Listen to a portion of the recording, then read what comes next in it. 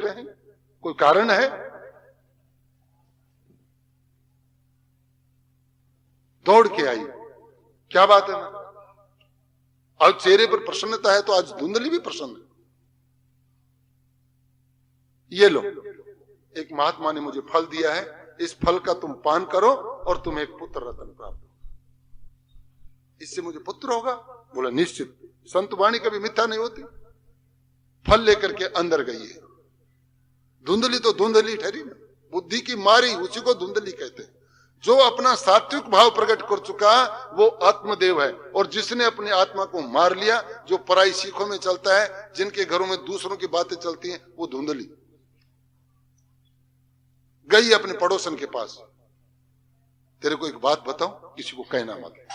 क्या है? मेरा पति एक फल लेकर के आया और वो कह रहा तू इस फल को खा ले, इसके खाने से तुझे एक पुत्र रत्न प्राप्त होगा। लेकिन तू एक बात बता, मेरे तो कभी पुत्र बच्चे हुए नहीं, प्रसव पीड़ा क्या है मुझे पता नहीं। तू एक बात बता कि प्रसव पीड़ा कैसे होती? बच्चा जब पैदा होता है कितना कष्ट होता है। अरे पड़ोसनी अगर भला चाहे तो फिर भाइयों की क्या आवश्यकता है? भाई इसीलिए चाहते हैं, इसीलिए अच्छे लगते हैं कि भाई अगर मारेगा ना तो वो पेड़ की छाया में डालेगा। इतना तो उसको दर्द होता ही, क्योंकि उस खून से वो पैदा है, उस वीर्य से वो पैदा है, उस माँ बाप से वो पैदा है। अरे धुंधली तेरा सर्वनाश हो गया। क्या? पगली, जब तू फल खा लेगी तेरे पेट में बच्चा हो जाएगा, वो 8-9 महीने का हो जाएगा, तेरे से बैठा नहीं जाएगा, तेरे से उठा नहीं जाएगा, और उस समय तो भयंकर आफत आ जाएगी। अगर गांव में डाकू आ गए तो तू दौड़ेगी कहां? तेरे को डाकू मार देंगे, तेरा बच्चा नष्ट हो जाएगा, तेरा धन लुट जाएगा और तू बर्बाद हो जाएगी। और धुंधली को इतना डरा दिया कि बस ये फल मिलेगा, इतना डरा दिया। देखो कैसी बुद्धि। अरे किसी का भला नहीं कर सको तो कम से कम बुरा तो मत करो।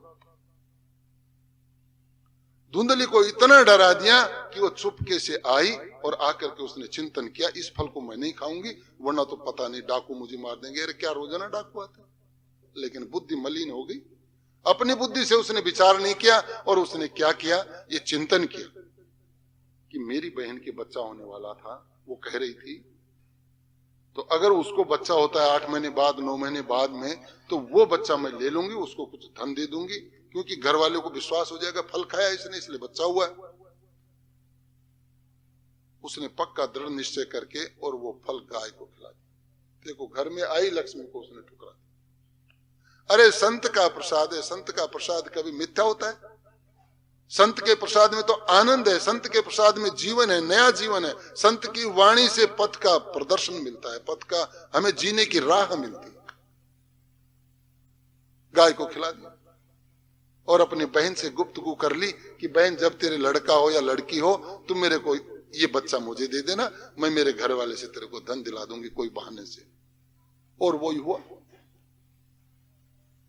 9 महीने बाद में बहन को बच्चा हुआ, चुपके से बच्चा उसके घर में पहुंचा दिया। उसने नाटक किया 8-9 महीने तक मेरे पेट में बच्चा है, किस तरह से सबको बहला दिया, और 9 महीने बाद में अपनी बहन का बच्चा ले लिया और अपने घर वाले को कहती है कि मेरी बहन के भी एक बच्चा होने वाला था, लेकिन वो बच्चा नष्ट हो गया, और मेरे को बच्चा प्राप्त हुआ है लेकिन मेरे स्तनों में दूध नहीं, इसलिए इस बच्चे को स्तन दूध पिलाने के लिए मेरी बहन को यहां ला के रख लेते। वो इसको दूध पिला दी कि अपना बच्चा पल जाए। आत्मदेव देखता है, अरे किसी तरह से घर बस जाए, किसी तरह से ये संतुष्ट रहे, ये झगड़ा खत्म हो जाए, चल भाई तू उसको ले आए। बहन यहां आई है, बच्चे को स्तन पिलाया है, धीरे धीरे धीरे धीरे बच्चे की बात। इधर क्या हुआ कि जो फल उन्होंने गाय को खिलाया तो संत का प्रसाद है, उस गाय को भी एक बच्चा और एकदम पुत्र पैदा हुआ, लेकिन थोड़ी सी कमी रह गई। गाय माता ने अपना थोड़ा प्रभाव दिया उसको और उसके कान थोड़े बड़े हो। अब उसका नाम रखा गोकर्ण, क्योंकि गाय जैसे कान है, कर्ण मानी कान और गो मानी गाय, गाय जैसे कान है, गोकर्ण रखा उसका नाम। लेकिन जिसके नाम में गाय शब्द जुड़ गया वो तो भाग्यशाली है। और धुंधली ने अपना ही जैसा नाम रखा उसका, जैसे खुद धुंधली वैसे मैं मेरे लड़के का नाम धुंधुकारी रखूंगी। वाह, रख ले, तेरी मर्जी है, कुछ भी नाम रख ले।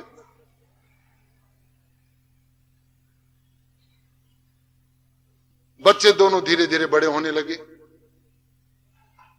बड़े होने लगे तो धुंधुकारी में तो अपना जैसा नाम यथा गुण तथा यथा नाम तथा गुण। और गोकर्ण तो महाराज धीरे धीरे धीरे धीरे सारे शास्त्रों का अध्ययन करता है, आश्रमों में जाता है, संतों की सेवा करता है, तो वहां से मीठा मीठा प्रसाद लेके आता है। उसकी आत्मा उज्जवल होती है, उसके संस्कार बढ़िया बनते हैं। और इधर धुंधुकारी जो है वो धीरे धीरे धीरे चोरों चुक्कों में बैठने लग गया, थोड़ी थोड़ी चोरी करने लग गया, व्यसन करने लग गया। ये जो तुम लोग पान बीड़ी खैनी सिगरेट खाते हो, ये पतन का मूल है। बच्चों को विशेष करके श्रीमद् भागवत यही तो कहती है कि देखो धुंधुकारी जो नशा करता है उसका क्या हालत होती है। उसकी हालत ये होती है कि जेब में पैसा नहीं, पैसा आया नहीं, कुछ दारू पी ली, कुछ नशा कर लिया, कुछ ये कर लिया। अब धीरे धीरे उसने क्या किया, अपने पिताजी को प्रताड़ित करना, क्योंकि वृद्ध हो गए। पिताजी पैसे दो खर्चे के लिए, 2-4 बार दिए। उसके बाद में जब मना किया तो पिताजी से झगड़ा और चोरी करने लगा, पिताजी को मारने लग गया। एक दिन पिताजी ने गोकर्ण को कहा कि बेटे, मेरे को साधु ने जो बात कही थी मुझे आज वो चरितार्थ होती नजर आती है। उस साधु ने कहा था कि कोई जरूरी नहीं कि पुत्र से आपको सुख मिले, ये तो मेरे लिए तो काल हो गया, मुझे मारने लग गया। तो गोकर्ण तो विद्वान है। गोकर्ण कहता है पिताजी मैं आपको क्या बताऊं, आप मेरे पुत्र बाप हैं, मैं आपका पुत्र हूं, आपको शिक्षा देते मुझे शोभा नहीं देती, लेकिन आपको एक ज्ञान की बात बताता हूं। पिताजी, कौन किसका बेटा है और कौन किसका बाप है? ये सारा संसार स्वार्थ का है। आपके पास धन है, दौलत है, आपके यार दोस्त आपके खूब चक्कर लगाएंगे, लेकिन अगर गरीबी आ गई और आप रास्ते से आ रहे हैं, आपका धनाढ्य रिश्तेदार सामने से आ रहा है, दूसरी गली चला जाएगा, कहीं ये कुछ मांगने बैठे।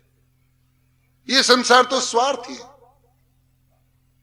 आप ऐसे कीजिए, पुत्र मोह को छोड़ दीजिए और भगवान से प्रेम जोड़िए। भगवान से अगर आप नाता जोड़ लेंगे आपका कल्याण हो जाएगा। तो मैं क्या करूं, तुम अपना घर छोड़ करके वनवास चले जाओ और वहां जाकर के भजन करो, भगवान तुम्हारी सारी व्यवस्था करेंगे।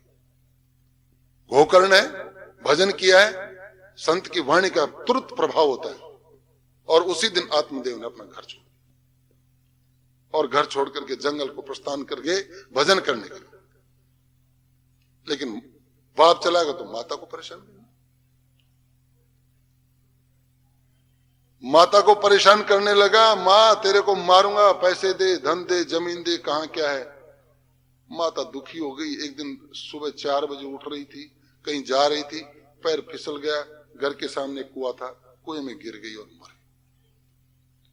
उस दुष्ट ने तो ढंग से उसका क्रिया संस्कार भी नहीं किया। गांव वालों ने जो कुछ किया वो गांव वालों ने किया। ऐसे पुत्र से क्या फायदा। इसलिए भगवान से प्रार्थना करो कि प्रभु अगर हमें कोई संतान दो तो हमें तेजस्वी संतान देना। ये इस तरह की कायर, इस तरह से नपुंसक संतान हमें कभी मत देना। अब तो स्वच्छंद हो गया, न बाप है न मां है, अब तो घर छोड़ के बाहर जाने लग गया। और एक दिन तो उसने गजब कर दिया, कहीं से 4 स्त्रियां पकड़ लाया, नर्तकी, बाजारू स्त्रियां पकड़ लाया, अपने घर में रखने लग गया। मुझे बाजार जाने की आवश्यकता नहीं, यहीं रहूंगा और चोरी करता हूं, इनको खिलाऊंगा पिलाऊंगा, खूब आनंद से रहूंगा। और इसी कड़ी में उसने एक दिन ऐसा एक छापा मारा, ऐसी किसी का घर तोड़ दिया, किसी की तिजोरी तोड़ लाया, एकदम से धन की पोटली भर करके घर में लिया और बोलो लो ये रखो, इसमें सोना चांदी गहना रूपा सब कुछ है और तुम लोग आराम से खाओ और पियो, तुम्हें सालों साल किसी की जरूरत नहीं पड़ेगी और मैं स्वच्छंद यहां रहूंगा। लेकिन जो इस तरह के कर्म करते हैं वो कभी शांति से एक दिन भी रोटी नहीं खा सकते। चोरी का धन खा करके कोई संतोष पूर्वक सो जाए, ऐसा तो कभी होया नहीं। और आज ऐसा ही हुआ, खाना पिया खाया, धुंधुकारी चारपाई पर लेटा और वो चारों कमरे में गई, सलाह की, संकट में फंस गई अपन लोग। क्या हुआ कि ये पता नहीं किसकी तिजोरी तोड़ के लाया, कोई राजा की तोड़ लाया, कोई बड़े अमीर शेठ की तोड़ लाया। अगर किसी को पता चल गया पुलिस आएगी, डंडे मारेगी, अपना जीवन खराब हो जाएगा। ये इसको पकड़ेगी, ये बता देगा कहां धन है। तो क्या करें? बोला ऐसा करते हैं, इसको मार देते हैं। देखो, जिनके रास रंग में उसने सब कुछ गंवा दिया, वो कह रहे हैं कि इसको मार देती हैं, और चारों चली है वहां से अपने अस्त्र पाती लेकर के, रस्सियां लाई हैं और सूते को उन्होंने जकड़ दिया, चार पर बांध दिया। अब उसका गला दबाने की कोशिश, दबा रही है, लेकिन गला कैसे दबे? स्त्री जाती है, कमजोर जाती है, पुरुष का गला कैसे दबे? मर नहीं रहा वो, और वो कहती है मरने, कहने से कोई मरता है? वो गला दबता नहीं। तो दूसरी ने कहा कि एक काम करो, आग के अंगारे लाओ और इसके मुंह में डालो। तो जो पराई स्त्रियों से संग करता है, जो पराई पुरुषों से संग करता है, उनके मुखारविंद में इसी तरह से अग्नि डाली जाती है। हम पुरुष नहीं डालेंगे, स्त्री नहीं डालेगी, तो यम के दूत डालेंगे। श्रीमद् भागवत ये कहती है, चरित्र निर्माण की बात कहती है, उज्जवल विचारों की बात कहती है। श्रीमद् भागवत सुनकर के भी अगर जिसने अपने चरित्र का निर्माण नहीं किया, अपने विचारों में दृढ़ता नहीं लाया, उसका श्रीमद् भागवत सुनना और नहीं सुनना बेकार। आग डाल करके धुंधुकारी को वहीं मार, और मार करके वहीं खड्डा खोदा और वहीं दबा गई, और वो चारों वहां से भाग गए। अब जिसकी अकाल मृत्यु होती है, शास्त्र ऐसा कहते हैं कि उनकी आत्मा भटक जाती है, उनकी सदगति प्राप्त नहीं होती उन लोगों को। धुंधुकारी में भी यही हुआ, अकाल मृत्यु। इसलिए ठाकुर जी के मंदिर में जाते हैं और चरणामृत लेते हैं, इसलिए संतों के पास जाकर के उनसे प्रसाद ग्रहण करते हैं। उस समय संत लोग, विद्वान लोग, पंडित लोग बोलते हैं अकाल मृत्यु हरणम सर्व व्याधि विनाशम। इसलिए ठाकुर जी का चरणामृत तुलसी दल डाल करके निश्चित सब माताओं को लेना चाहिए, वो तुम्हारी अकाल मृत्यु को हर ले। गुरु धारण करते हैं तो गुरु गले में तुलसी की माला डालते हैं, एक मणिया डालते हैं, और उस समय वो मंत्र डाल के देते हैं कि हे गुरुदेव, मैंने आपके भजन के बल पर इसको तुलसी माला दी है, आपके भजन के बल पर मैंने इसको मंत्र दिया है, इस मंत्र के प्रताप से इसकी कभी अकाल मृत्यु नहीं। अकाल मृत्यु हरणम सर्वव्याधि विनाशम, कोई प्रकार का कष्ट नहीं होगा। उसका जो भाई गोकर्ण तीर्थाटन पर गया हुआ था, किसी ने बताया कि तेरे भाई का इस प्रकार से हत्या हो गई, मर्डर कर दिया किसी ने। उसने गंगा के किनारे जाकर के अपने भाई का पिंडदान संस्कार किया और फिर आया अपने गांव। रात के 12 बजे गांव में घुसा, किसी को जगाया नहीं। वैष्णव लोग किसी को कष्ट नहीं देते।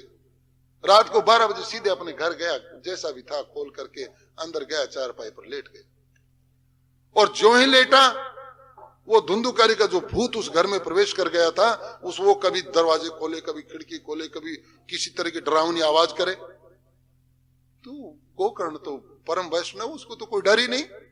भाई कौन है, क्या बात है, क्यों परेशान हो रहे हो तुम? रोने लगे। गोकर्ण, मैं तेरा भाई हूं, धुंधुकारी, मेरे साथ बड़ी दुर्घटना घट गई। मैंने अपने हाथों से अपने माँ बाप को जीवन ले लिया एक तरह से, और मेरे को संकट में देख करके भाई तू भी चला गया। और पीछे से वो जो नर्तकी थी, उन्होंने मेरे साथ बड़ा अत्याचार किया, मेरे को जला करके मार दिया। भैया तेरे पांव पड़ता हूं, तेरा भाई हूं, तेरी सहोदर, तेरी मां से मैं पैदा हूं, एक कष्ट कर, मेरा किस प्रकार से कल्याण हो, ऐसा कोई उपाय। वो करने कहा, रे भैया मैंने तो तेरे लिए गंगा जी में पिंडदान करवाया, मैंने ब्राह्मणों को बहुत दक्षिणा दी, फिर ऐसा क्यों हुआ? धुंधुकारी कहता है कि भैया ये गोदान पिंडदान ये तो कोई छोटे मोटे पापी का उद्धार कर सकते, मैं तो बड़ा पापी हूं। जिसके कारण से किसी की माता मर जाए, जिसके कारण से किसी का बाप मर जाए, वो बेटा तो जीवन में कभी भगवान के सामने खड़ा ही नहीं हो सकता, उसका तो कभी उद्धार ही, वो उसका जीवन व्यर्था।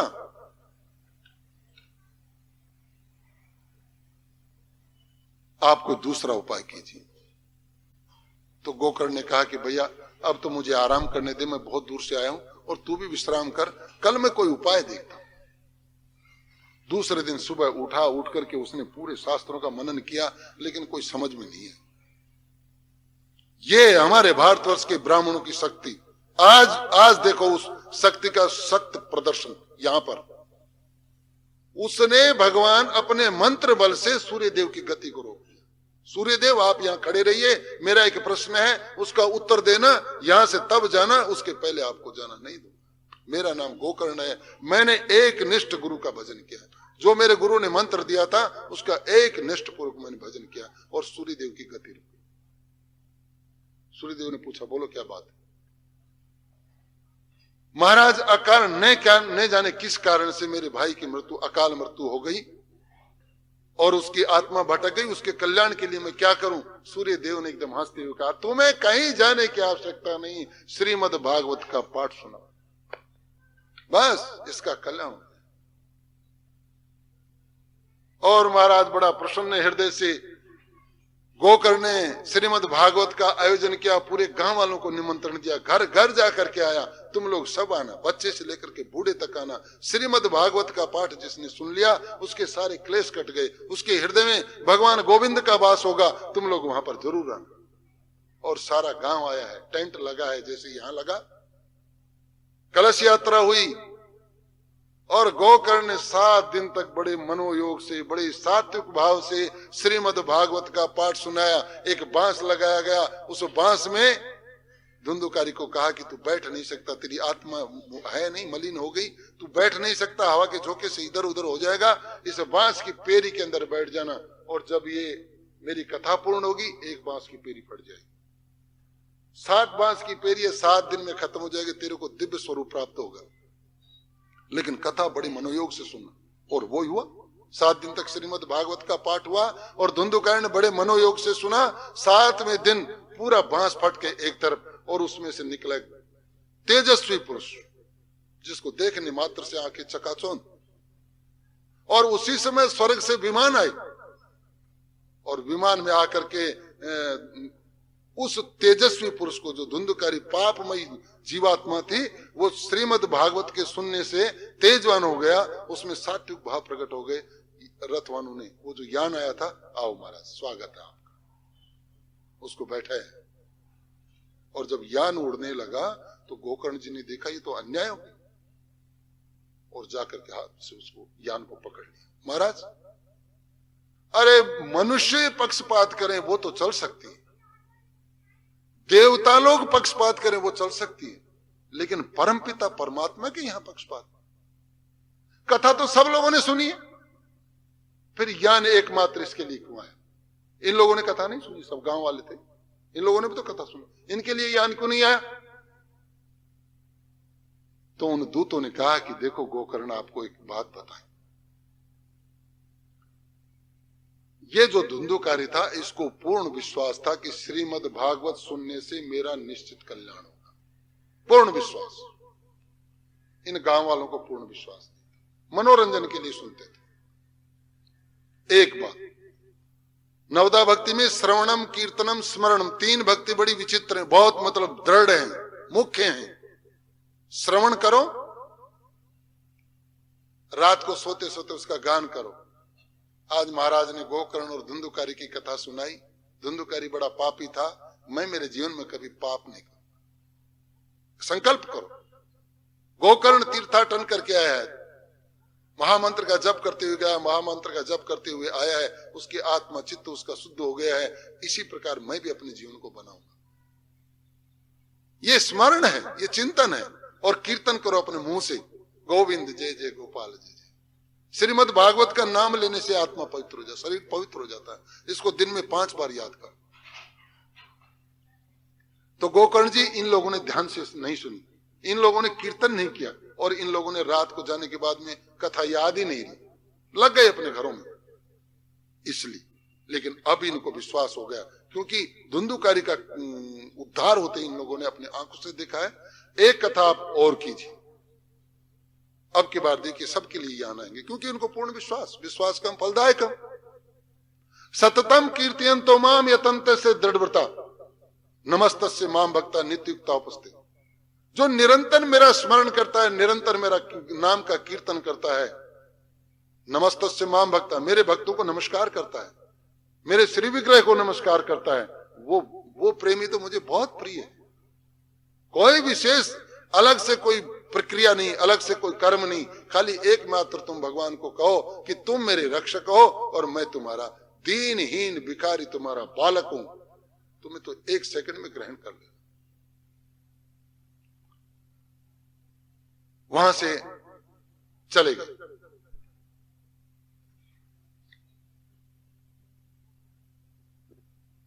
गोकर्ण जी ने सब लोगों का उद्धार किया और उद्धार करने के बाद वहां से उठे हैं, सारे ग्राम वालों को नमस्कार किया है। मेरे से जो तुम्हारी सेवा बन पड़ी, मैं जा रहा हूं, लेकिन तुम लोग एक काम करना। उन्होंने 24 अवतारों का वर्णन किया है। ये 24 अवतार हैं, इनमें किसी का भी भजन करना, लेकिन एक बात मैं मुख्य बता देता हूं, एते चांस कला पुंसे कृष्णस्तु भगवान स्वयं। 24 अवतार कौन से हैं? पहला अवतार है सनत कुमार। जब पृथ्वी पर ब्रह्म विद्या की कमी हो गई, ब्रह्म विद्या की जानकारी कम हो गई, ब्रह्म विद्या का प्रचार करने के लिए सनत कुमार जी यहां आए और जन कल्याण हेतु इस पृथ्वी को रसातल से निकाल करके अपनी स्थिति पर स्थित करने के लिए भगवान ने शूकर का रूप बनाया। हिरण्याक्ष से युद्ध हुआ और इस भूमि को यहां ला करके स्थापित किया। ये दूसरा अवतार। तीसरा अवतार है नारद। चौथा अवतार है नर नारायण, बद्रिकाश्रम में विराजते। फिर आए सांख्य योग का दर्शन दिलाने के लिए। देवहूति माता को स्वयं बैठ करके ज्ञान देते हैं कपिल भगवान। बोलो कपिल भगवान की। उसके बाद में आते हैं दत्तात्रेय। 24 गुरु बना करके दुनिया को बताया कि किसी से भी अगर कोई शिक्षा मिले उसको अपना गुरु मान करके। शिक्षा गुरु, दीक्षा गुरु नहीं। इसमें 2 बातें, शिक्षा गुरु और दीक्षा गुरु। दीक्षा गुरु वो होता है जो तुम्हारे कान में ब्रह्मनाद फूंकता है, ब्रह्म का मंत्र देता है, वो है दीक्षा गुरु। और शिक्षा गुरु वो है जो मैं तुम्हें जीवन जीने के लिए जो यहाँ की साधारण विद्याएं देता है, ये शिक्षा गुरु। उसके बाद में यज्ञ भगवान। यज्ञ भगवान के बाद में ऋषभ देव जी हुए, जिन्होंने संन्यास मार्ग का रास्ता दिखाया। जो जैन मुनि लोग हैं वो उनके पथ का अनुगमन करते हैं। पृथु महाराज। और अब आते हैं बहुत सुंदर अवतार महाराज सत्यव्रत, प्रियव्रत। सत्यव्रत के कमंडल में से प्रकट हुए मत्स्य भगवान। बोलो मत्स्य भगवान की। उसके बाद में कच्छ भगवान का आविर्भाव हुआ। फिर धन्वंतरी जी आए। समुद्र मंथन के समय धन्वंतरी जी, उसी समय यहां 3 अवतार हुए। मोहनी स्वरूप भगवान को धारण करना पड़ा। नरसिंह भगवान हुए, वामन भगवान, परशुराम भगवान। क्षत्रियों को जब अहंकार हो गया, पृथ्वी पर अपना अत्याचार फैलाने लग गए, हमारे समान वीर कोई नहीं, और ब्राह्मणों पर अत्याचार, लोगों पर अत्याचार, तो परशुराम भगवान का अवतार हुआ और जो दुष्ट राजा थे, अहंकारी राजाओं का मान मर्दन किया। इसके बाद में ये जो कथा हम सुन रहे हैं श्रीमद् भागवत, इनके रचयिता श्रीमद् व्यास जी भगवान। बोलो व्यास भगवान की। फिर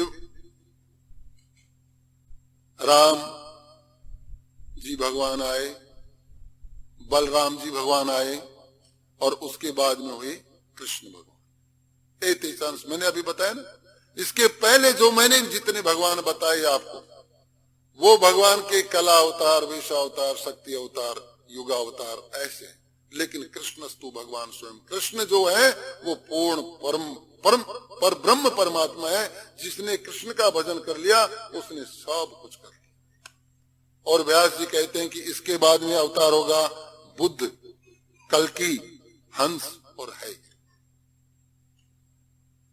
तो महाराज एक बात बताओ, ये मैत्री जी पूछ रहे, मैत्री जी से विदुर जी पूछ रहे।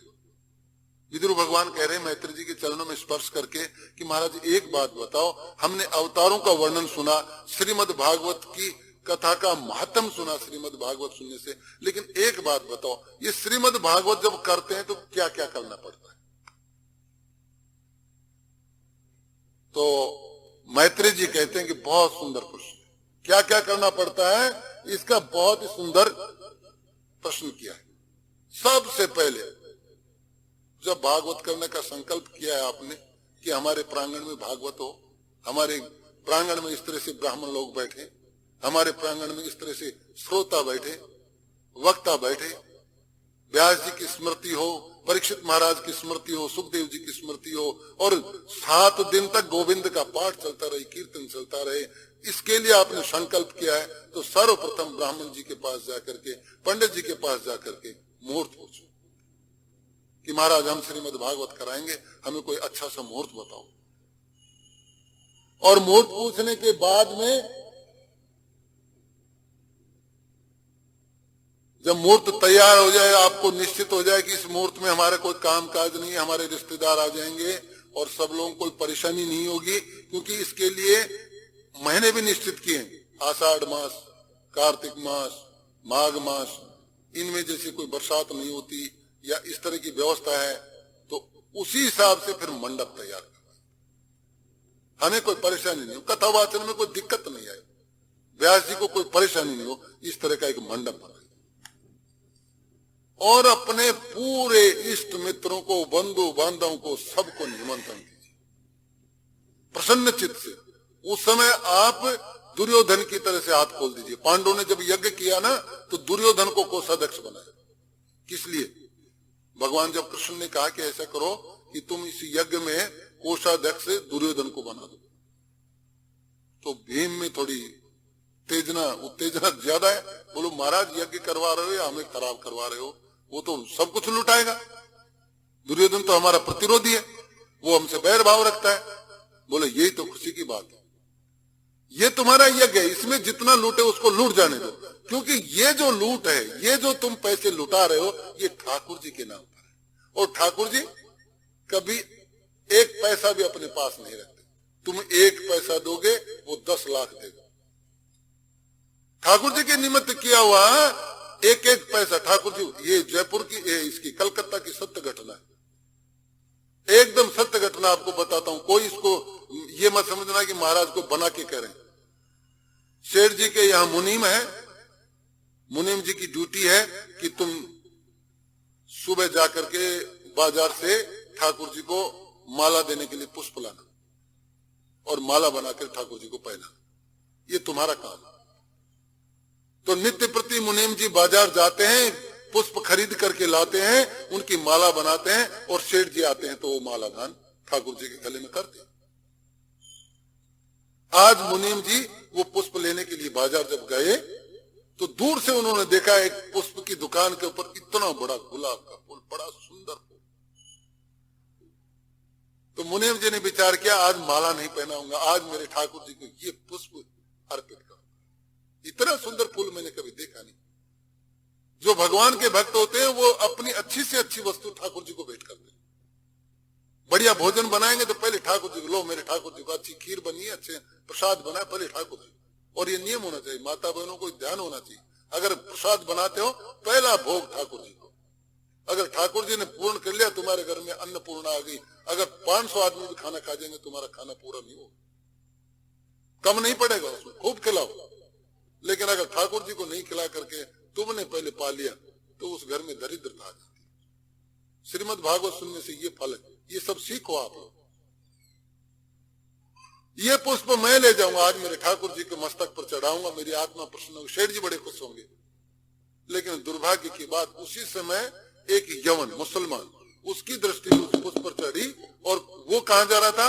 वो जा रहा था अपनी प्रेमिका से मिलने के लिए कोई वेश्यालय में, कि उसने देखा इस पुष्प को मैं उस वेश्या को दूंगा तो बड़ी प्रसन्न हो जाएगी। पुष्प एक है, भाव 2 है। मुनीम जी आए हैं, भाई ये तुम्हारा फूल कितने का है? बोलो भैया 2 रुपए। अच्छा 2 रुपए हम देते। जो ही जेब में हाथ दिया, यवन आ गया, यवन ने आते कहा भाई ये 3 रुपए में हम लेंगे, इस फूल के 3 रुपए हम देंगे। अरे मुनीम जी देखता है मेरे ठाकुर जी का पुष्प और ये लेके जाएगा, ये यवन जिसको मैंने मन ही मन गोविंद को अर्पित कर दिया, वो वस्तु यवन के घर जाएगी? नहीं, कभी नहीं हो सकता। और उसने उसी समय कह दिया, मुनीम जी ने 5 रुपए, ये 3 देता 5। और महाराज उनकी दोनों की जिद लग गई, और उस पुष्प की कीमत लग गई 75,000 रुपए। चाहे मेरा सर्वस्व लुट जाए, लेकिन गोविंद को ये फूल अर्पित कर। एक मुनीम साधारण व्यक्ति, और यवन ने वो बोली छोड़ दी, जाओ इसको दे दो। सैकड़ों लोग इकट्ठे हो गए उस दृश्य को देख करके। कि 2 रुपए के फूल की कीमत 75 रुपए, लेकिन ठाकुर के दीवाने तो इसी तरह का काम करते हैं। जिसके हृदय में ठाकुर जी बस गए उसको ये सब पैसे की कहां चिंता। मीरा तो लात मार के चली। तुम्हें ये राज दरबार हमें अच्छे नहीं लगते। सनातन गोस्वामी 50,000 स्वर्ण मुद्रा लात मार के चले हैं। आज मैं जाऊंगा अपने गोविंद की शरण में। मुझे ये दौलत नहीं चाहिए, मुझे ये संपत्ति नहीं चाहिए। जो संपत्ति हमारे भाइयों में द्वेष पैदा कर दे, जो संपत्ति हमें गांव से विलग कर दे, हमारी आत्माओं में दरार पैदा कर दे, वो संपत्ति किस काम की। और महाराज जब उन्होंने 75,000 रुपये में पुष्प छोड़ दिया, मुनीम जी कहते हैं भैया हम तो पैसे तो यहाँ लाए, आप ये अपना पुष्प ले लीजिए, हमारे साथ चलिए, हम ये पुष्प हमारे सेठ जी से आपको 75,000 रुपये। आगे आगे मुनीम, पीछे पुष्प वाला, और उसके पीछे हजारों लोग। जिसने सुना वही, अरे 75,000 रुपये देगा इसका सेठ? कभी नहीं दे सकता। इस मुनीम को मारेगा, इसको नौकरी से निकाल देगा।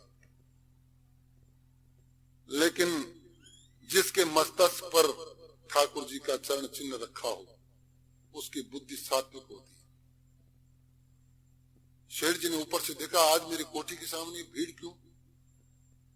झट से नीचे चल करके आए हैं मुनीम जी की आंखों में से आंसू आ गए। शेठ जी, मैंने अपने गोविंद के लिए 75,000 रुपये में पुष्प खरीद लिया, आप इसको 75,000 रुपये दे दीजिए। और एक क्षण विलंब किए ठाकुर जी ने 75,000 रुपये शेठ जी से ले लिए। और वो पुष्प लेकर के सेठ जी और मुनीम दोनों आए मंदिर में। और जो ही ठाकुर जी के मुकुट के ऊपर रखा तो मुकुट वो इतने से फूल के वजन से और मुकुट टेढ़ा हो। रुक्मण जी ने उसी समय भगवान से कहा क्या हो रहा है? बोले आज मेरे भक्त ने इतना वजन मेरे मस्तक पर रख दिया, उसका भार मैं वहन नहीं कर सकता।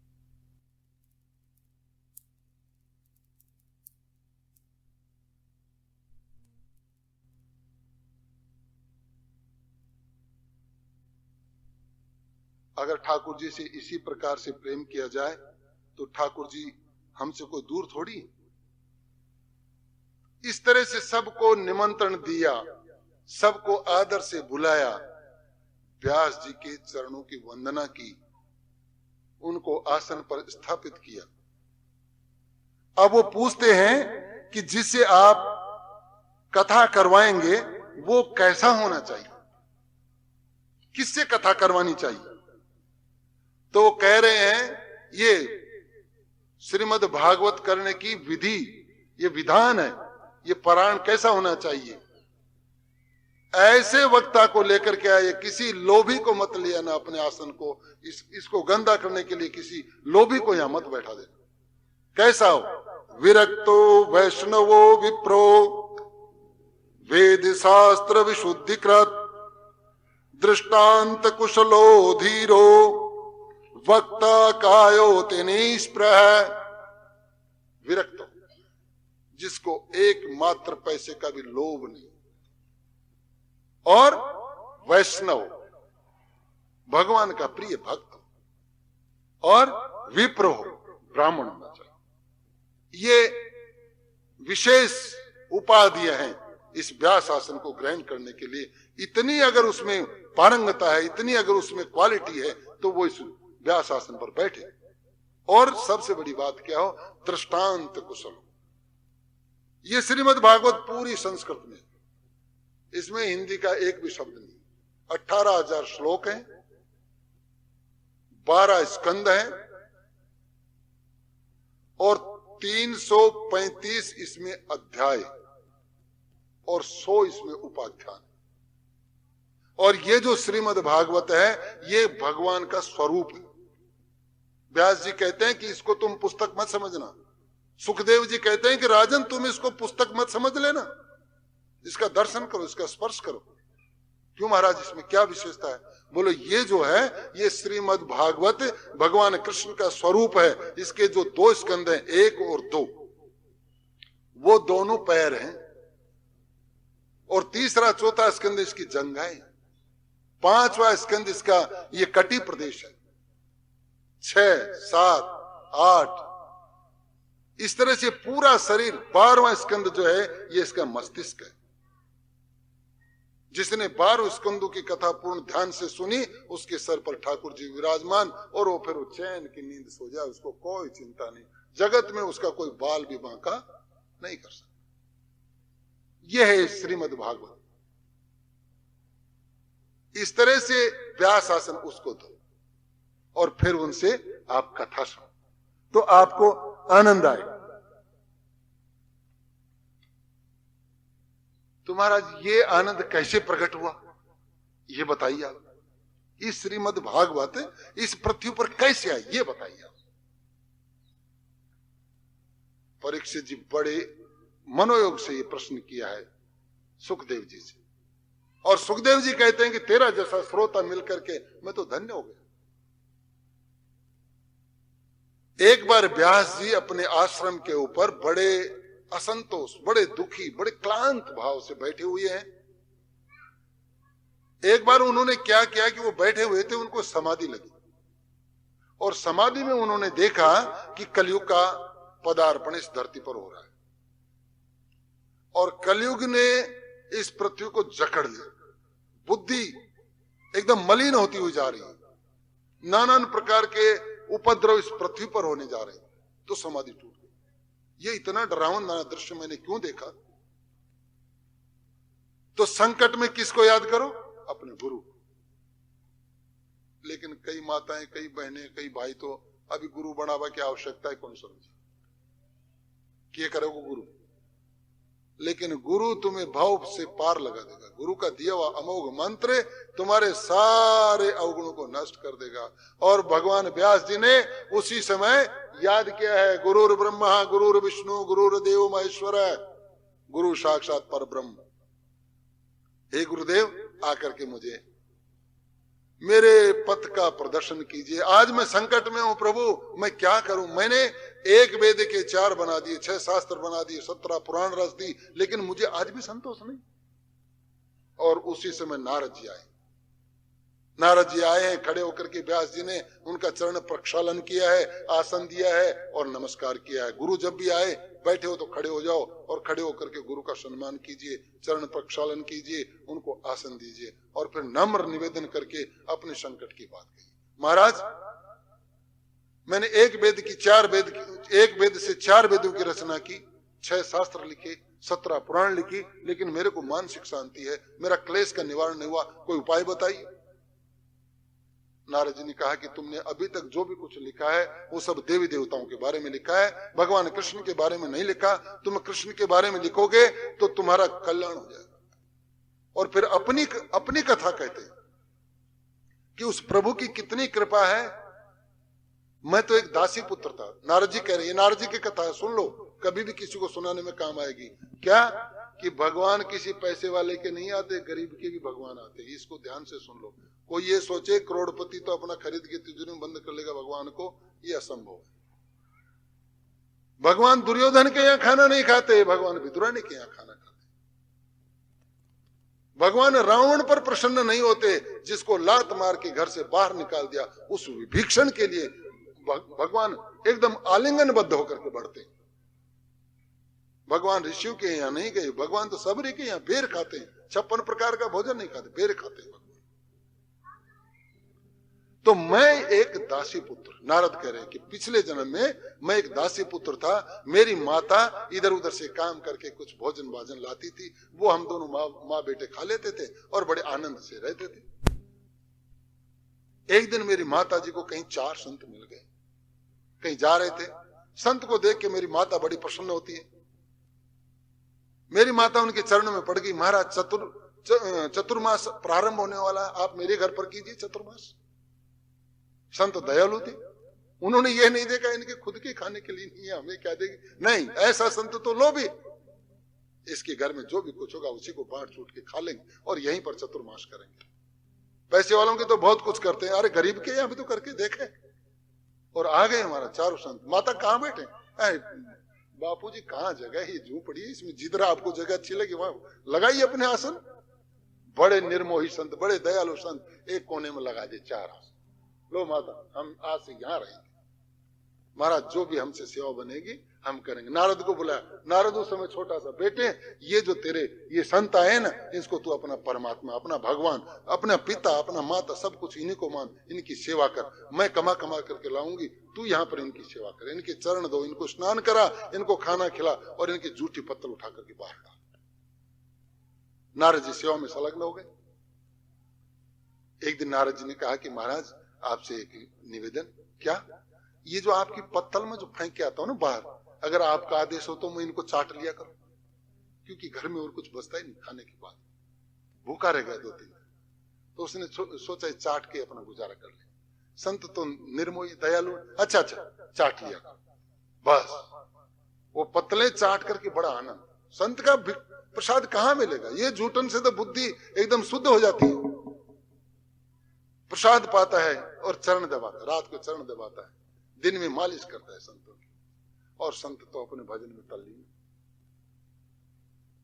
इस तरह से आनंद से 4 महीने गुजर गए, बातों बातों में पता ही नहीं चला।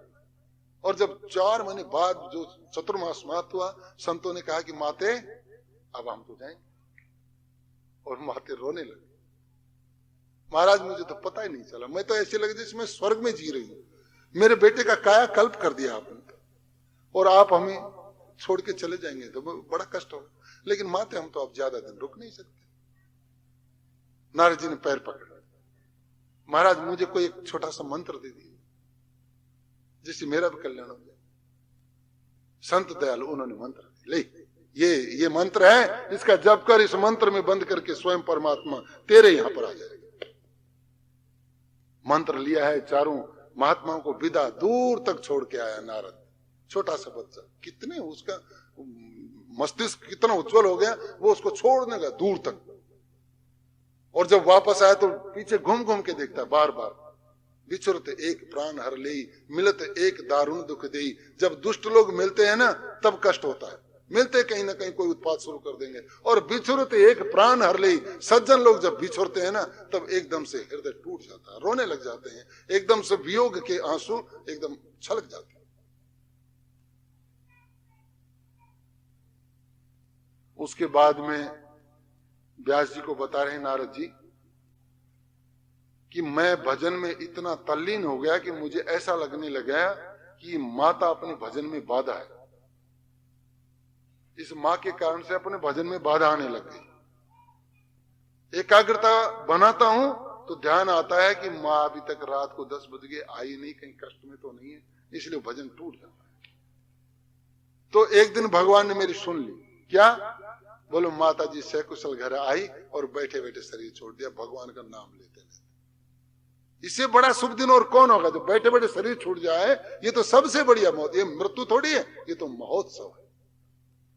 माता का शरीर छूटते ही मेरे को बड़ा आनंद हो गया, अब मैं निर्विघ्न भजन करूंगा। और बस माता के संस्कार किए। संस्कार करने के बाद में मैं हिमालय की तरफ चल, बड़े बड़े जंगल, पहाड़, नदियां, नाले आए और मैं चलता गया। और एक बट वृक्ष के नीचे मैंने समाधि लगाई। उस मेरे गुरु के प्रसाद से समाधि तल्लीन हो गया मैं। और उसमें समाधि में मैंने देखा कि मेरे श्याम सुंदर की छवि प्रकट हो गई। मेरे गोविंद ने साक्षात मुझे आकर के दर्शन दिए। मेरी आंखें बंद, लेकिन श्याम सुंदर बैठ गया। वो कृपा निधान अंदर बैठ करके अपना स्वरूप मुझे दिखा रहा है कि देख मेरे कितने सुंदर होठ हैं, देखो मेरा पीतांबर देख, तू मेरे गले में जो बनमाला पड़ी हुई है उसको देख, इस मुरली की छटा को देख, इस मोर पंख के स्वरूप को देख। और मैं आनंद में विभोर था कि महाराज इतनी देर में वो ठाकुर जी गायब। और मैंने झट से आंख खोली, ठाकुर जी अभी आए, भी कहां चले गए? और आंख खोलते आकाशवाणी हुई कि बस इस जन्म में तो तुझे इतने ही दर्शन, लेकिन अगले जन्म में तेरे को मैं अपना पार्षद बना। जहां ठाकुर जी का नाम होगा वहीं नारद का नाम होगा। नारद तू आराम से कहीं भी घूम, लेकिन तू मेरा दास कहलाएगा। और जब भगवान को इस सृष्टि को समेटने की इच्छा हुई तो भगवान ने जब सृष्टि समेटी तो मेरे को साथ साथ अपने पेट उदर में ले गए। इस तरह से मुझे ब्रह्म ज्ञान प्राप्त हुआ, मुझे ठाकुर जी की भक्ति प्राप्त हुई और मैं ठाकुर जी के उदर में विश्राम पूर्वक आनंद से रहने। तो तुम भी एक काम करो व्यास, जो मैंने तुम्हें बताया है, जिस ठाकुर की मैंने तुम्हें महिमा बड़ाई बताई है, उस ठाकुर का जीवन चरित्र लिखो, उसकी लीला लिखो, एक एक लीला लिखोगे कि तुम्हारा जीवन पलट जाएगा। तब ये श्रीमद् भागवत यहां प्रकट। अब श्रीमद् भागवत जब प्रकट हुई तो इसमें पहले से जाना पड़ेगा क्यों प्रकट हुई। तब याद आते हैं श्री परीक्षित महाराज। बोलो परीक्षित महाराज की। अब तो थे रोटी भी खाई फिर जाइए धीरे। पहले तो ये बात थी भाई चलो खाना नहीं खाया, अब तो आप लोग बोले हम खाना खा के आ जाएंगे तो एकदम तरोताजा रहेंगे। बोलो हरे कृष्णा, बोलो गिरिराज महाराज की जय। विदुर जी, मैत्रेय जी बता रहे हैं कि श्रीमद् भागवत जो प्रकट हुई, इसमें सबसे अहम जो बात है वो ये है, एक परम भक्त के कारण से ये श्रीमद् भागवत। परम वैष्णव के घर में एक परम भक्त आया और जिसको जीवन को लेकर के एक संकट खड़ा हुआ, उस संकट के कारण से श्रीमद् भागवत हमारे इस धराधाम पर आई। महाराज वो कथा में कही, वो कथा कौन सी है जिसके कारण से कौन वैष्णव था, कौन परम वैष्णव थे, किन के कारण से श्रीमद् भागवत का अवतरण हुआ, वो कथा हमें पूरी सुनाई। मैत्रेय जी से कह रहे हैं विदुर जी। तो मैत्रेय जी के वाह बड़े बुद्धिमान। जरूर मुझे भी बड़ा आनंद होता है ये कथाएं सुना करके। श्रवणम कीर्तनम स्मरणम, ये तीन बातों का पालन करते हुए मुझे बहुत आनंद आता है। तो अब ध्यान से सुनो कि ये कथा कैसे आई इस लोक में। बात उन दिनों की है जब कौरव और पांडवों का युद्ध इस धराधाम पर हो रहा था और कौरव पक्ष के जितने सूरवीर थे, कर्ण, वीर कर्ण, दुर्योधन की जांग टूट गई, रण क्षेत्र में पड़ा हुआ है। कर्ण अपना शरीर छोड़ के जा चुका है, द्रोणाचार्य जी चले गए, भीष्म पितामह चले गए और इस तरह से लाखों वीर चले गए। दुर्योधन ने देखा मेरी जांग टूट गई, सारे भाई मर गए, तो राज्य मेरे हाथ से तो निकल गया, तो मैं कोई ऐसी बुद्धि करूं कि पांडवों के हाथ में भी राज नहीं जाए। अगर भोग नहीं कर सकूं तो इसको नष्ट कर दूं। तो उसने ऐलान किया वहां कि कोई भी जो वीर हो, अगर वो मेरे को पांचों पांडवों के सर ला करके दे दे यहां, तो मैं इस भूमि का राज मुकुट उसके सर पर रख दूं।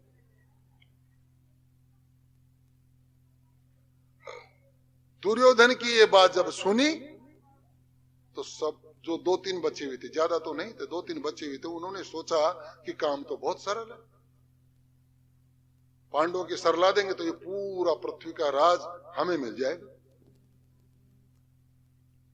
अश्वत्थामा ने कहा कि दुर्योधन तेरी ये मनोकामना पूर्ण भाई कर। आज रात को मैं पांडवों के खेमे में जाऊंगा, उस शिविर में जा करके और पांचों पांडवों का सर काट करके तेरे को यहां ला के दूंगा। दुर्योधन ने कहा तू मेरा सबसे प्रिय व्यक्ति होगा, अगर इस तरह का काम कर देगा तो तेरे समान प्रिय व्यक्ति मेरा कोई नहीं होगा। और रात के अंधेरे में चला है। भगवान को पता है, देखो कृष्ण से तो कुछ छुपा हुआ नहीं, लेकिन भगवान जानते हैं कि मुझे इस पृथ्वी का भार हरण करना है और मुझे बहुत लीलाएं करनी है। चुपचाप अपने शिविर में सोए हुए और अश्वत्थामा धीरे धीरे पहरेदारों को चकमा दे करके और अंदर घुस गए। एक शिविर में 5 व्यक्ति सोए हुए, तो अश्वत्थामा ने सोचा कि बस 5 पांडु यही हैं, और उसने आव देखा न ताव और 5 पांडवों के सर काट और 5 सर लेकर के आया है रणांगण में, उस वीर भूमि में आया है और आकर के दुर्योधन के सामने 5 सर रख दिए। ले तेरा क्लेश हमने काट दिया और ये जो मुकुट है वो हमारे सर पर रख।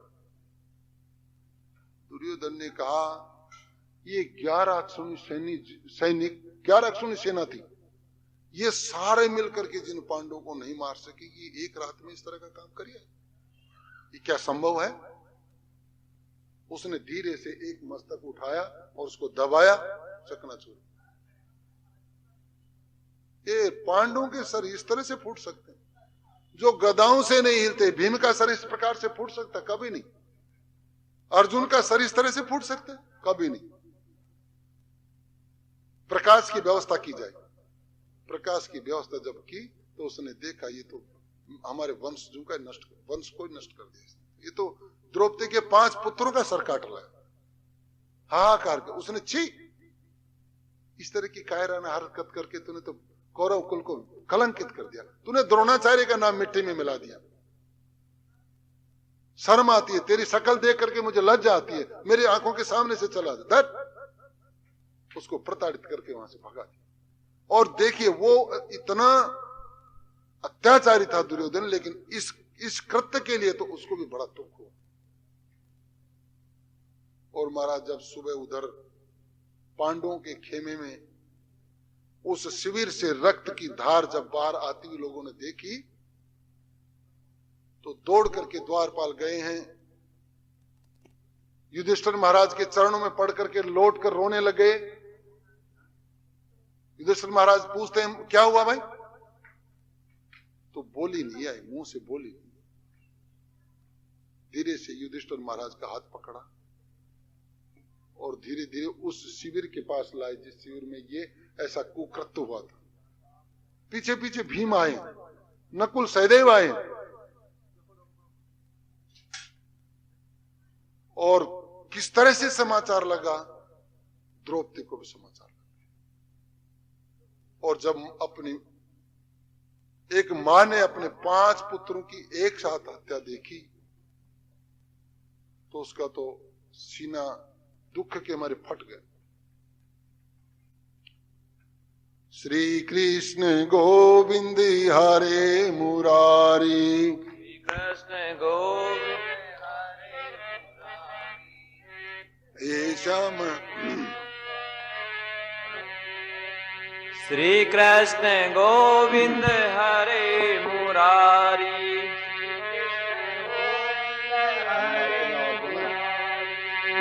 हम सुंदर राधा बिहारी, हे श्याम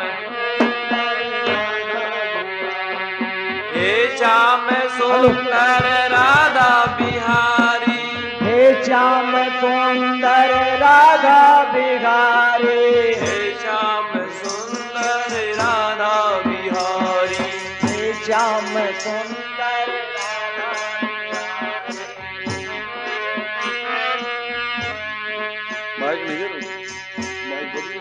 हेलो। हे श्याम सुंदर राधा बिहारी, हे श्याम सुंदर राधा बिहारी, हे श्याम सुंदर राधा बिहारी, हे श्याम सुंदर।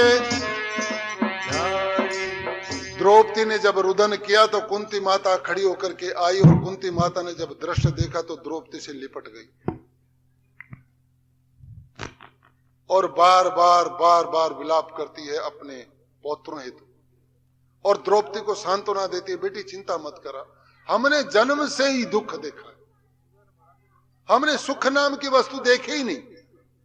और सबसे बड़ी भाग्य की विडंबना देखी जब कृष्ण भगवान ने कुंती माता से कहा कि माता बुआ जी आपको अगर कुछ मांगना है तो मांगिए। तो बुआ जी क्या मांग रही है कि हे कन्हैया अगर तू मुझे देना चाहता है तो मुझे दुखों का पहाड़ दे दे, विपदय। अरे बुआ जी आप ये क्या मांग रही? बोलो हाँ महाराज। हे गोविंद मुझे पता है कि जब आदमी पर संकट पड़ता है तो तू दौड़ करके आता है, सुख में तू नहीं आता लेकिन दुख में तू आता है। किसी भक्त को कष्ट में देख करके तेरी आत्मा करुण क्रंदन करती है और उस क्रंदन में बंद करके तू आ जाता है। तो कभी अगर देना हो तो मुझे कष्ट देना। तो द्रौपदी हमें तो जीवन में कष्ट मिला है, तुम्हें रोने की क्या आवश्यकता है? अर्जुन आया है और अर्जुन ने जब द्रौपदी को इस हालत में देखा तो कन्हैया की तरफ देखा कि गोविंद तूने हमें थोड़ा सा इशारा भी नहीं किया कि हमारे शिव में इस प्रकार की घटना होने वाली। तेरे से कुछ भी छुपा हुआ नहीं, लेकिन पता नहीं तू बीच बीच में क्या लीला करता है, तू क्या दिखाना चाहता है, हमारे कुछ समझ में नहीं आता। द्रौपदी ने उसी समय कहा कि अर्जुन मेरे पुत्र के हत्यारों को पकड़ करके ले, आज मैं उसको सजा दूंगा। जिसने इस प्रकार का विभत्स दृश्य उपस्थित किया है उस व्यक्ति को जिंदा पकड़ करके लाना, मारना मत उसको सजा मैं दूंगी, मेरे पुत्रों का हत्यारा है वो। और महाराज उसी समय कृष्ण को आवाज लगाई, महाराज रथ देखो कितना दयालु है, अरे वो सृष्टि का संचालक, इसकी उत्पत्ति प्रलय है और इसका स्थापन सारा वो करता है। अहम आत्मा गुड़ाके से सर्वभूता से स्थित है। क्या प्रभु उसकी लीला का कोई विचित्र परिमाण क्या बता सकते हैं। वो दयालु देखो जो इसको पैदा करता है, इसका पालन करता है, इसका संहार करता है, सब कुछ जड़ में चेतन में, जहां भी देखो कृष्ण, जहां भी देखो गोविंद, और वो आज्ञा का पालन कर रहा है। दौड़ के गया रथ लेकर के, आओ प्रेम के वश अर्जुन रथ आक्यो भूल गयो ठकुराई, छोड़ दी उसने ठकुराई। आओ अर्जुन बैठो, इस रथ के ऊपर बैठो और चलते हैं, उस दुश्मन को पकड़ते हैं। और ठाकुर को तो पता है अश्वत्थामा किधर दौड़ के गया, रथ उधर ही लगा। जब अर्जुन को आते हुए देखा, अश्वत्थामा ने देखा ये तो पांडु पुत्र अर्जुन है, इसके बाण से तो मैं बच नहीं सकता, इसके तेज से, इसके ताप से तो मैं जल के नष्ट हो जाऊंगा, इससे पहले क्यों नहीं इसका खात्मा कर दूं। और उसने आओ देखा न ताओ, ब्रह्मास्त्र का प्रयोग किया है अर्जुन के ऊपर। और मूर्ख को ब्रह्मास्त्र वापस करने की कला ही नहीं जानता। और जब पूरी पृथ्वी जलने लगी, जीव चराचर जलने लगे, अर्जुन को भी ताप लगा, तो उसने भगवान कृष्ण की तरफ देखा। जो कृष्ण की तरफ संकट में देखता है उसके पास कष्ट कैसे आ सकता है। भगवान ने इशारा किया, तू तो जानता है ये कौन सा, तू द्रोणाचार्य का शिष्य है, तेरे को सारी कलाओं का ज्ञान है, देखिए क्या है। बोलो महाराज ब्रह्मास्त्र है, तो इसको लौटा। तो अर्जुन ने उसी से मंत्र से अपना बाण अभिमंत्रित करके छोड़ा है और उसके साथ अपने वाले को भी खींचा है और द्रोणाचार्य वाले को, वो अश्वत्थामा वाले को भी खींच लिया और वो जो ब्रह्मास्त्र का ताप था उसको नष्ट कर दिया। और जाकर के गर्दन पकड़ी है, गर्दन पकड़ करके रस्सी से बांधा अश्वत्थामा को। जो कायराना हरकत करता है ना, वो उसका तेज नष्ट हो जाता है। वरना अश्वत्थामा में 10,000 हाथियों का बल था, लेकिन अर्जुन ने उसको बकरी के तरह से बांध लिया और उठा करके रथ के पीछे में जिस तरह से पशु को डालते हैं ऐसे डाले और रथ लेकर के आए कृष्ण भगवान। उसी तरह से उठाया, उठा करके द्रौपदी के चरणों में डाल दे, ले ये तेरे पुत्रों का हत्यारा, तेरे को जो कुछ सजा देनी हो दे। लेकिन इस भारत भूमि की माताओं को धन्य, इसलिए पूरा विश्व तुम लोगों को नमस्कार करता है, आप लोगों को नमस्कार करता है। किस लिए? अरे जिस माता के 5 पुत्रों का हत्यारा उसके सामने आया है, वो माता कह रही है, वो द्रौपदी कह रही, वो पांचाली कह रही कि अर्जुन इसको जल्दी खोल, इसको जल्दी खोल। अर्जुन कह रहा है तेरा दिमाग खराब हो गया, मैं कितनी मेहनत से इसको पकड़ के लाया हूं, तो इसको खोलने की बात कर रही। बोले हाँ, इसको तो खोलना ही पड़ेगा, और खोलना ही नहीं, इसको छोड़ना भी पड़ेगा। देखो उस महान, उस नारी की हम कौन से शब्दों में वर्णन करें उसकी महिमा का, जो 5 बेटों का हत्यारे को कह रही कि इसको छोड़ना पड़ेगा। लेकिन क्यों? अर्जुन कह रहे क्यों? बोलो महाराज बेटे के दुख की कल्पना मैं जानता हूं कि बेटे का दुख क्या होता है, बेटे की हत्या का कष्ट क्या होता है, मैंने अभी अभी उसको भोगा है। तो मैं ये नहीं चाहती कि अश्वत्थामा की मां गौतमी भी अपने बेटे का कष्ट भोगे। अगर हम इसकी हत्या करेंगे तो जितना कष्ट मेरे को अभी हुआ ना, उससे कहीं ज्यादा इसको होगा। क्यों? कि उसके तो और कोई बेटा ही नहीं, एक ही बेटा है, और उसकी भी अगर हत्या हो जाएगी तो सर्वनाश। देखो कितनी दयालु है मां। अर्जुन ने कृष्ण की तरफ देखा, उसका तो सर्वश्रेष्ठ है महाराज, क्या बोलो जैसा द्रौपदी की। लेकिन आतताई को सजा देने की विधान है, शास्त्र में विधान है कि कोई आतताई हो तो उसको सजा दो। कृष्ण कहता हाँ दो भाई। और बोलो ब्राह्मण पुत्र है उसको छोड़ दो, बोलो हाँ भाई छोड़ो। तो अर्जुन कहता है महाराज ये आपकी जो ये दोगली बातें हैं ना, ये हमारे नहीं समझ ये क्या आप एक तरफ कह रहे हो उसको छोड़ो, एक तरफ कहते हो उसको सजा दो। बोलो बात तो यही है, सजा का भी हकदार है और ब्राह्मण पुत्र है, इसलिए इसको छोड़ना भी चाहिए। तो अर्जुन समझ गया कि भगवान क्या करे, कोई साथ रहता है ना, एकदम निकट में रहता है, भगवान कृष्ण के पूरे भाव जानता है। इसकी मैं ऐसी हालत कर दूं कि मरे भी नहीं और जिए भी नहीं। और अश्वत्थामा की मस्तक में जो मणि थी, तलवार की धार से उस मणि को निकाल, उसका जो ब्रह्म तेज था वो नष्ट हो गया और उसको कह भगा दिया, जाओ जाओ यहां से, धुतकार दिया। किसी भी व्यक्ति को अगर धुतकार देते हैं तो उसकी एक तरह से मृत्यु हो जाती। चला है, इधर से पांडव आए हैं अपने शिविर में। कृष्ण भगवान ने कहा कि अब हम चलेंगे, आपका युद्ध समाप्त हो गया, आपको राज्य मिल गया, सारी बातें हो गई, अब हमें द्वारिका चलना चाहिए। और जब ये बात कही तो कुंती तो एकदम से चरणों में पड़ गई, प्रभु ये शब्द मत कहिए और सब कुछ कहिए। महाराज मैं आपकी कृपा का क्या वर्णन करूं, जिस दिन भीम को जहर के लड्डू दुर्योधन ने मिला करके दे दिए और समुद्र में डाल दिया, अगर प्रभु आप नहीं होते तो मेरी भीम की रक्षा कौन करता। आपकी कृपा का जब मैं चिंतन करती हूं, जब आपकी कृपा की जब मैं स्मरण करती हूं तो हृदय गदगद हो जाता है, शरीर रोमांचित हो जाता है। मैं कैसे भूल सकती हूं उस दिन को जब मेरे बेटे 14 वर्ष का वनवास भोग रहे थे और दुर्योधन ने बहका करके और उन ऋषि महाराज को भेज दिया, दुर्वासा जी को, कि जाओ पांडवों की सेवा ग्रहण करो। 80,000 शिष्यों के साथ आए हैं दुर्वासा जी। कथा लंबी है और आज हमारा समय कुछ कट गया, इसलिए इस कथा को अपन छोड़ देते हैं। महाराज उस दिन आपने रक्षा की मेरे बेटों की, दुर्वासा जी के ताप से आपने बचाया। और महाराज आपकी कृपा के बिना क्या ये स्वयंवर अर्जुन जीत सकता था? वहां पर कैसे कैसे बलि पुरुष थे, कैसे कैसे बणाचारी धनुर्धारी, लेकिन उनके बीच में सबका मान मर्दन करके अर्जुन जो द्रौपदी को लाया वो एकमात्र आपकी कृपा। आप कृपा कीजिए, अगर आप थोड़े दिन और रुके, थोड़ा और विश्राम करें। उधर द्रौपदी खड़ी है, बोली कुछ नहीं, लेकिन मूक प्रेम का प्रदर्शन किया है। और दूर से अर्जुन ने कि महाराज माता जी कह रही उस बात को सुन लीजिए, ऐसे दूर से बोले नहीं, लेकिन भाव प्रदर्शन कर दिया कि हमारी इच्छा है प्रभु आप मत जाइए। और इसी समय एक ऐसी दुर्घटना घटी कि भगवान जा ही नहीं सकते। उस पापाचारी अश्वत्थामा ने दोबारा पांडवों के एकमात्र वंशज, 5 नष्ट हो गए थे, एकमात्र वंशज अर्जुन पुत्र वो उत्तरा के गर्भ में परीक्षित महाराज, 8 महीने का गर्भ है और कहीं से उसके सामने पड़ गई उत्तरा,